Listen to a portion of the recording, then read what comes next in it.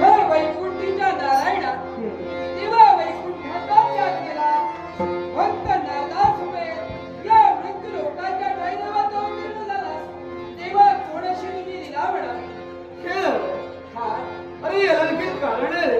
देवा साक्षात वैकुंठाचं वास्तव्य तो वैकुंठीचा नारायण आणि त्रैलोक्याला वंदनीय असे देवर्षी नारद मुनी आज या साधुरूपात या मृत्यूलोकी का तेव्हा कोणच कारण नारदा हा याला देखील कारण आहे रे. देवा परंतु तत्पूर्वी तुला एका गोष्टीची जाणीव करून मी तुला येतो कोण अशा गोष्टीची जाणीव? आणि ती म्हणजे हा शिवशंभू महादेव जांभाई देताना तुटक्या वाजवतात. निश्चितच अशा 360 तुटक्या ज्यावेळी होतात हा त्यावेळी एक घटका होते.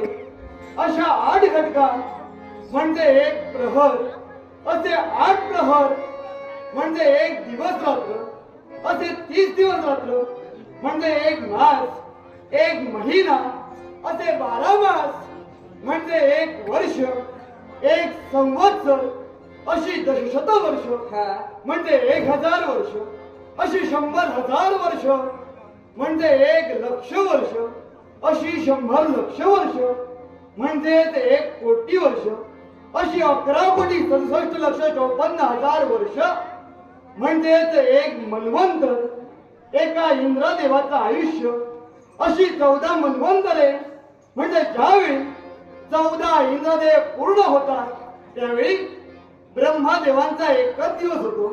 असे ब्रह्मदेवांचे 30 दिवस रात्र म्हणजे ब्रह्मदेवांचा 1 मास असे ब्रह्मदेवांचे 12 मास म्हणजे ब्रह्मदेवांचे 1 वर्ष अशी ब्रह्मदेवांची 60 वर्ष म्हणजे महासंवत्सर होय अशी 100 महासंवत्सरे म्हणजेच 1 युग होय.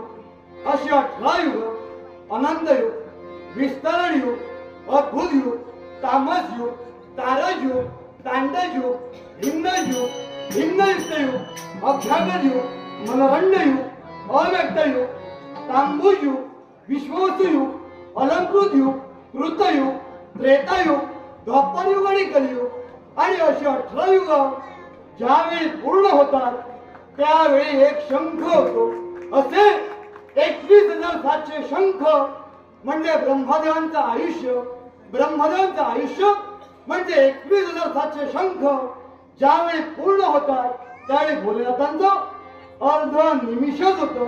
याचा अर्थ शिवशंभू महादेव हे अनादि आहेत अनंत आहे आणि अनादि पुरुषानं या कलियुगाच्या ठिकाणी बाळप्पा स्वरूपात जन्म घेतला